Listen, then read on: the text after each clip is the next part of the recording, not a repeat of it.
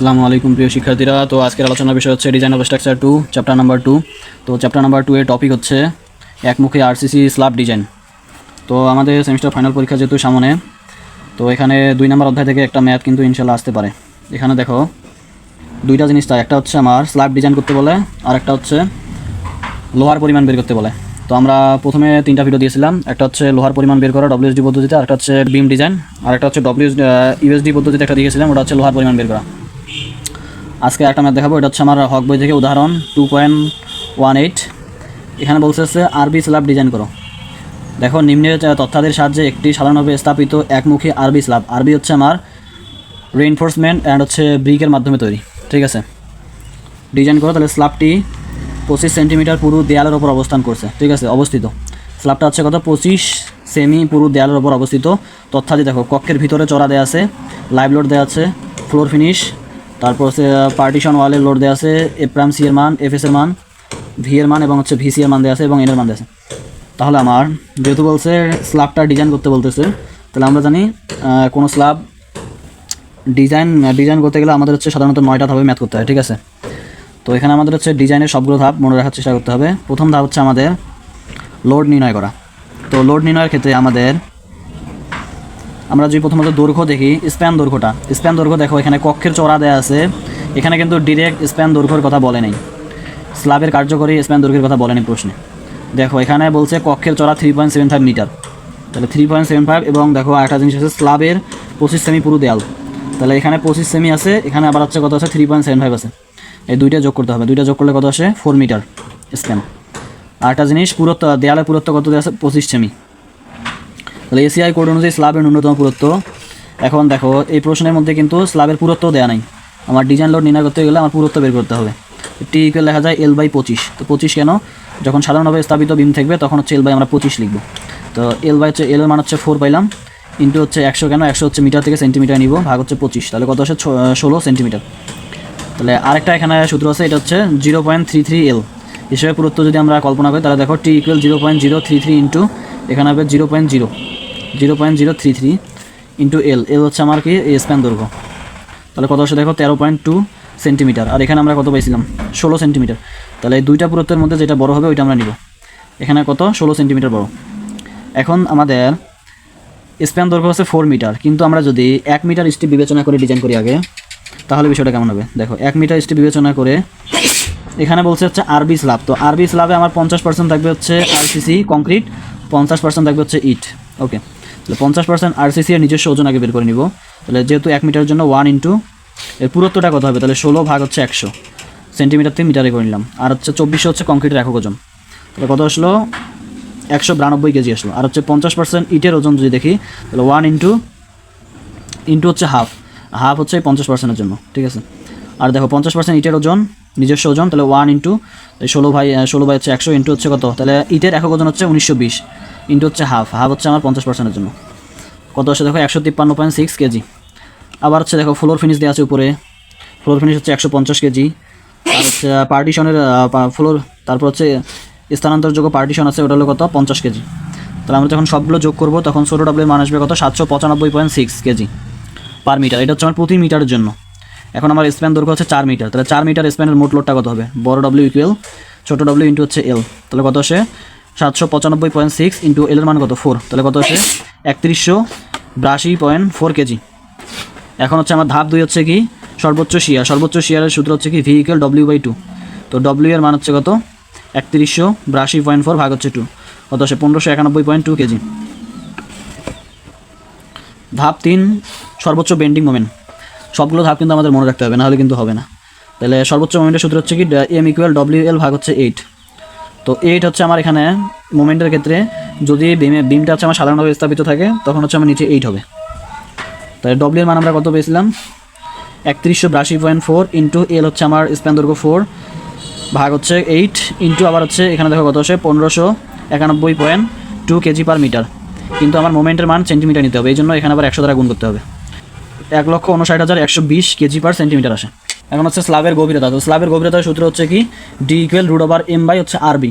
তো এখানে আমরা এম এর মান পাইছি 1,59,120 কেজি, আর বি এর মান তো জানি আমরা যেহেতু 1 মিটারের জন্য কল্পনা করছিলাম, তাহলে এটা সেন্টিমিটার নিলে 100, আর আর এর মানটা অজানা। তাহলে আর সমান আমরা কী সূত্র জানি, হাফ এফসি জেকে। তো এখানে আমরা এফসির মানটাকে বের করে নেব। এফসি ইকুয়াল কী লেখা যায়, 0.45 into F prime C. F prime C প্রশ্নে দেওয়া আছে 180 ইন্টু হচ্ছে 0.45 কত আসে 81। কে ইকুয়াল কী লেখা যায়, দেখো কে এর মান বের করা লাগবে। কে ইকুয়াল লেখা যায় N by N plus F S ভাগ হচ্ছে এফসি। তো এনের মান 10 দেওয়া আছে প্রশ্নে, 10 ভাগ হচ্ছে 10 প্লাস এফ এস এর মান 1350 ভাগ হলো এফসি এর মান হচ্ছে কত 81 পাইছি, কত হচ্ছে 0.375। আরেকটা মান বের করা লাগবে হচ্ছে জে। জে ইকুয়াল কী লেখা যায় 1 মাইনাস কে বাই 3। তাহলে 1 মাইনাস কে এর মান হচ্ছে কত 0.375 ভাগ হচ্ছে 3, কত আসে 0.875। এখন দেখো সূত্র অ্যাপ্লাই করলে কত আসে 13.29। হ্যাঁ 13.29। তাহলে এটা যদি আমরা ক্যালকুলেশন করি 10.94 সেমি আসে। হ্যাঁ এখানে যদি আমরা আবার কভারিং ধরি হচ্ছে কত 2.5 সেন্টিমিটার যদি কভারিং ধরি, তাহলে দেখো বিষয়টা কী হয়। কিন্তু আরবি স্ল্যাবে আমার প্রকৃত কার্যকরী গভীরতাটা কেমন বের করে ওটা দেখো। তাহলে ডি ইকুয়াল আমরা পুরুত্ব কত পাইছিলাম 16 সেমি ডিজাইন লোডে। তাহলে 16 সেমি মাইনাস এখান থেকে যে আমরা কভারিংটা বাদ দেই, কভারিং হচ্ছে 2.5, তাহলে আমরা কী পাবো প্রকৃত কার্যকরী গভীরতা পাবো 13.5 সেমি। আর হচ্ছে আমার এখানে আমরা কার্যকরী গভীরতা কত পেলাম 10.94। তাহলে এই মানটা থেকে কার্যকরী গভীরতার মানটা বড়, এই জন্য হচ্ছে কি এটা ঠিক আছে। এখন হচ্ছে আমার ধাপ 5 দেখো টেনসাইল লোডের ক্ষেত্রফল। টেনসাইল লোডের ক্ষেত্রফলের সূত্র হচ্ছে কি S equal M by F F J. D এম এর মান তো জানি 1,59,120 কেজি ভাগ হচ্ছে এফ এস এর মান 1350 ইন্টু জে এর মান হচ্ছে কত 0.875 ইন্টু আর ডি এর মান হচ্ছে আমরা কত পেলাম এখানে কার্যকরী গভীরতা এখানে বসাবো 13.5, তাহলে কত হচ্ছে 9.89। হ্যাঁ এখান থেকে আমরা ব্যবধান এখন কেমন বের করবো, বি ইন্টু স্মল এস ভাগ হচ্ছে ক্যাপিটাল এস। তো এখানে আমাদের এখানে দেখো এস এর মানটা কেমনে বের করলো। তাহলে ইটের প্রস্থ আমার কত 12.5 সেন্টিমিটার যদি হয়, তাহলে এস আমরা কেমনে বের করবো। তাহলে এস সমান লেখা যায় ইটের প্রস্থ প্লাস রিবের প্রস্থ। তো এখানে রিবের প্রস্থ যদি 5 সেমি ধরি আর হচ্ছে ইটের প্রস্থ কত 12.5, তাহলে দুইটা প্লাস করলে কত আসে 17.5 সেমি। এইটা শুধু এই কাজটা আমাদের শুধু আরবি স্ল্যাবের ক্ষেত্রে করতে হবে, অন্যথায় কিন্তু এই কাজটা করতে হয় না। ঠিক আছে, আমরা এখানে কী করবো এস এর মানটা ইটের প্রস্থ প্লাস রিবের প্রস্থ অ্যাড করবো। তাহলে দেখো 17.5 ইন্টু 9.89 ভাগ হচ্ছে 100, কত আসে 1.75। এখন দেখো রডের ব্যাস, রডের ব্যাসটা দেখো আলাদাভাবে করছে। রডের ব্যাস ডি ইকুয়াল কী লিখছে এস ভাগ হচ্ছে π/4। তো এস এর মান এখানে কত 1.75 ভাগ হচ্ছে π/4, কত আসে 1.48। তো এখানে দেখো সেন্টিমিটার, এখানে দেখো আবার মিলিমিটার করছে 14.8 মিলিমিটার। তো সর্বসম্মত যদি করি আমরা 16 মিলিমিটার রড, এখানে এরা কী করছে রডের ব্যাসটাও বের করে নিছে। তাহলে দেখো সুতরাং 16 মিলিমিটার ব্যাসের রড 17.5 সেন্টিমিটার ব্যবধানে স্থাপন করতে হবে। তোমরা আগে ধরে নিয়েও করতে পারো, সমস্যা নেই। এখন দেখো শিয়ার পিয়ন, শিয়ার পিয়ন ভি ইকুয়াল কী লেখা যায় ভি বাই হচ্ছে বি ইন্টু ডি। তাহলে ভি এর মান আমরা কত পেয়েছি 1591.2 ভাগ বি এর মান হচ্ছে 100 ইন্টু ডি এর মান হচ্ছে কত, ডি এর মান এখানে কত পেলাম আমরা, ডি এর মান হচ্ছে প্রকৃত কার্যকরী গভীরতা পেয়েছি 13.5, তাহলে কত আসে 1.18। তাহলে এই মানটা দেখো শিয়ারের মানটা আমার ভিসি যে কংক্রিট কর্তৃক শেয়ার কত আছে 3.92, এই মানে থেকে শেয়ারের মানটা কম, এই জন্য হচ্ছে কি স্ল্যাবে স্টিরাপ লাগবে না এবং বিমটি শেয়ারে নিরাপদ হবে। এখন দেখো বন্ড পিরিয়ড নির্ণয়, এটা হচ্ছে ধাপ 7 U equal V by summation not into J. আমাদের এখানে ভি এর মান জানা আছে 1591 ইন্টু 1591.2 আর হচ্ছে ডি এর মান দেখো ডি এর মান হচ্ছে এখানে কত 14 ধরছে না, তো এখানে আমরা কত পাইছিলাম 13.5 নিয়ে করতে পারো, সমস্যা নেই। আর জে এর মান কত পাইছি ওখানে 0.875 আর সামেশন নট এই মানটা বের করতে হবে। সামেশন নট এটা হচ্ছে রডের মোট পরিসীমা ইকুয়াল লেখা যায় এন ইন্টু পাইডি, এগুলো সূত্র কিন্তু মনে রাখতে হবে। তাহলে আমার এন এর মান দেখো, হ্যাঁ এন এর মানটা হচ্ছে আমার 5.56 কেমনে আসলো। তো এন এর মান বের করবো আমরা 100 ভাগ হচ্ছে বি ভাগ হচ্ছে ব্যবধান। তো ব্যবধান আমরা এখানে কত পাইছি 17.5 সেমি ব্যবধান, এখানে সর্বসম 18 ধরছে, ঠিক আছে ভাগ হচ্ছে 18, কত আসে 5.560। এটা ব্যবধান রডের সংখ্যা আসে 5.56 ইন্টু হচ্ছে পাই ইন্টু ডি, ডি হচ্ছে আমার রডের ব্যাসটা, ব্যাস হচ্ছে দেখো এটা 16 মিলিমিটার না, এটাকে সেন্টিমিটার নিব 1.6, তাহলে কত আসে 27.95। আর একটা আছে এটা হচ্ছে আমার, হ্যাঁ এটা মানগুলো বসালে কত আসে দেখো ক্যালকুলেশন করলে 4.65 আসে। গ্রহণযোগ্য বন্ড পিরিয়ড যদি বের করি ইউ ইকুয়াল 3.23 ইন্টু হচ্ছে root over F prime C ভাগ হচ্ছে 2। এখানে বন্ড পিরিয়ড হচ্ছে কি দুইটা সূত্র অ্যাপ্লাই করতে, একটা হচ্ছে শুধু বন্ড পিরিয়ড, একটা হচ্ছে কি গ্রহণযোগ্য বন্ড পিরিয়ড। ওকে, তো 3.23 ইন্টু হচ্ছে এফ প্রাইম সি এর মান কত 180 ভাগ হচ্ছে ডি এর মান কত 1.6, কত আসলো 27.08। তো এই মানটা দেখো আমার এই বন্ড পিরিয়ডের মানের চেয়ে বন্ড পিরিয়ডের মানে আমরা কত পেয়েছিলাম 4.65, কিন্তু এখান থেকে আমার গ্রহণযোগ্য মানটা বেশি আসলো 27.08, এই জন্য এটা হচ্ছে কি নিরাপদ হবে। এখন ধাপ 8 দেখো, ধাপ 8টা হচ্ছে আমার সংকোচন রড বা তাপীয় রড বের করবো আমরা। তো এখানে হচ্ছে সূত্র হচ্ছে এ প্রাইম এস ইকুয়াল 0.0025 ইন্টু বিটি, 0.0025 ইন্টু বি এর মান হচ্ছে 100, টি হচ্ছে আমার কত পুরুত্ব 16, এটা হচ্ছে আমরা ডিজাইন লোডে পাইছি পুরুত্বটা কত হচ্ছে 4 বর্গ সেন্টিমিটার।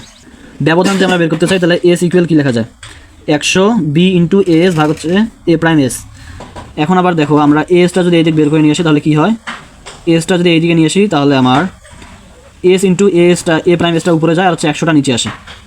কিন্তু আবার দেখো এই এস এর মানটা কত, এস হচ্ছে আমার কি এখানে দূরত্ব, ঠিক আছে। তাহলে প্রমাণ সাইজ ইট ব্যবহার করায় রডের কেন্দ্র থেকে কেন্দ্র পর্যন্ত দূরত্ব হবে কত 25 প্লাস হচ্ছে 5, তাহলে কত হচ্ছে 30 সেমি হবে। এটা হচ্ছে আমার প্রমাণ সাইজের ইট ব্যবহার করায়, ঠিক আছে। এটা হচ্ছে রিব হচ্ছে আমার 5 সেন্টিমিটার আর হচ্ছে কত ইট হচ্ছে আমার 25 সেন্টিমিটার, তাহলে কত হচ্ছে টোটাল 30 সেন্টিমিটার। 30 ইন্টু 4 হচ্ছে আমার এই যে এ প্রাইম এসের মান ভাগ হচ্ছে 100, তাহলে কত হচ্ছে 1.2।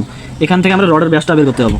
তো রডের ব্যাস ডি ইকুয়াল কী লেখা যায় √, তাহলে দেখো এস ভাগ হচ্ছে π/4, তাহলে এস এর মান হচ্ছে 1.2 ভাগ হচ্ছে π/4, ক্যালকুলেশন করলে কত হচ্ছে 1.24 সেন্টিমিটার। তাহলে এটা হচ্ছে আমার কি মিলিমিটারে কনভার্ট করছে, তাহলে কত আসলো 12.4 মিলিমিটার। তো এখানে নিরাপত্তার জন্য 16 মিলিমিটার ধরা হয়েছে সর্বসম, ঠিক আছে। দেখো 16 মিলিমিটার ব্যাসের রড 30 সেমি ব্যবধানে বসাতে হবে।